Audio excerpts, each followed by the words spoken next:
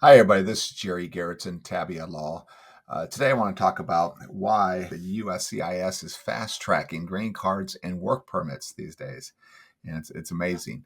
We'll talk about that at the end of the segment. Before we get there, I want to go ahead and explain the process a little bit about spouse or marriage based green cards. Most people know that that's about the easiest way to get a green card is through marriage to a U.S. citizen or a green card holder. Of course, the major catch is on that is that it has to be legitimate, it has to be real, it has to be a bona fide, it has to be for the idea of love, and you want to spend the rest of your life with that person, and it can't be solely for a immigration benefit. And see, the USCIS, the government, they know that the marriage-based green card is, or immigration is the easiest way to get your green and fastest generally way to get your green card. So they are looking out for fraud, and there is fraud. There's massive fraud there. So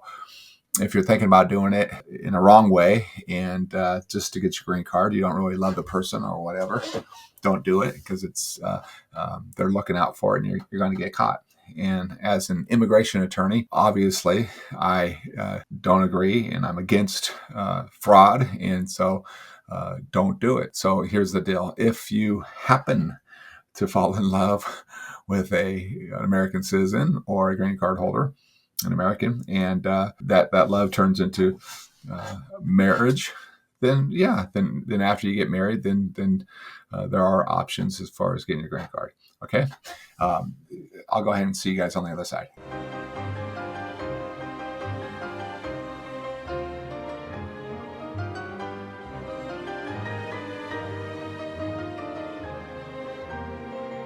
Hi, everybody. This is Jerry Gerritsen, Tabea Law. Okay, so let's go ahead and talk about, before I get to this question of why is the USCIS fast-tracking green cards and work permits these days, let's quickly talk about the highlights of processing your green card application. And I want to do it in a family-based, spousal context.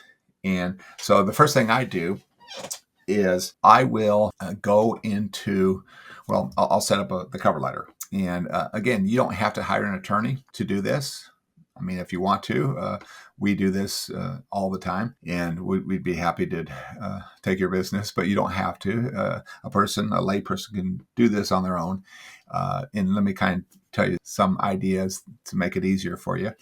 When I set up our green card applications, the first thing I do is I print out our cover letter. Our cover letter is basically the table of contents to the application and to all the evidence that you're going to want to submit for your green card. Of course, I recommend mailing it out still. The online system is more difficult. So the best idea, as far as I'm concerned, and this is all we do, is we have these big, giant, yellow, I don't have one with me right now, manila envelopes that we fill up with the applications. And we don't just send the I-130, okay? We'll send all of the applications all together. That works out the best. That's tip number one. Don't just do I-130 and then a couple of weeks later do your I-485 and a couple of weeks later do your I-765. No, do them all together.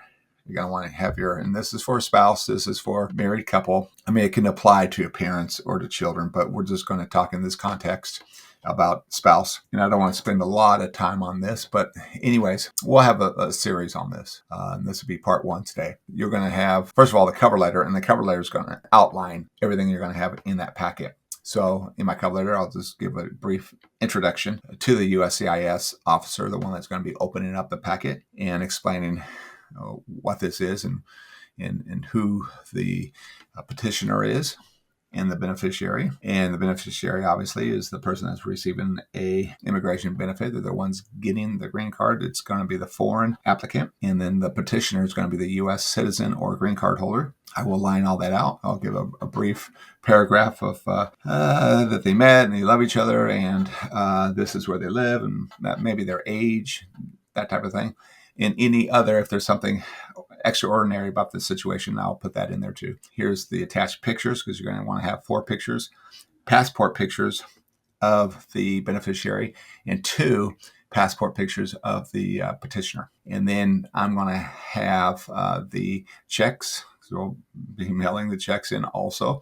I have my clients make it directly out to the United States Department of Homeland Security, and it's going to be the $85 for your biometrics, the $535, I believe, for the I-130, and then the $1140 for the adjustment status. I'll have those amounts there, and then I'll have the forms laid out. The G28, because I'm representing, it'll be my representation of the client. Of course, if you're doing this by yourself, you don't have an attorney, so you don't need to worry about the G28. And then I'll have pretty much in order the I-130, I-130A, the I-131, the I-765, the I-485, and then the I-864. Those forms there. And then the way I have them on the cover letter, the table of contents, I'll have it stacked that way when I put it in there.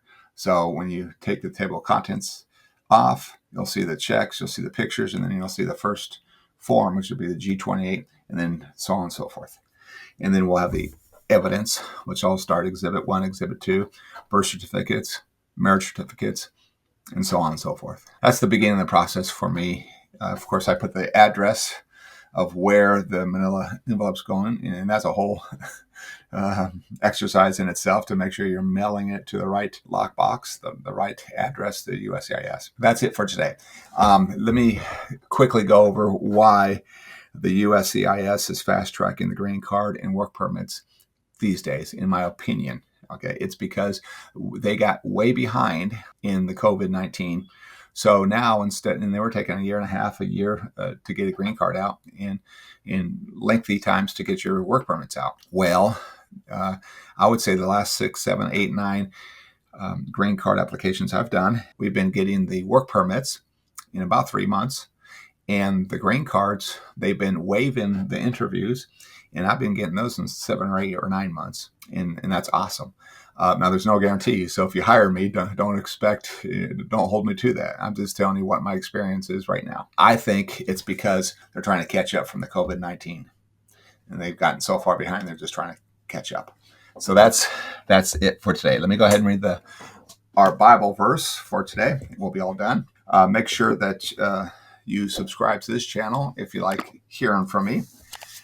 Hit that little bell for notifications of future videos just like this. We're reading Genesis 2:23. In the evening and the morning were the 5th day. And that's it. That's our verse for today. You'll see me probably 3 times a week, and we'll talk about the green card process, putting it together.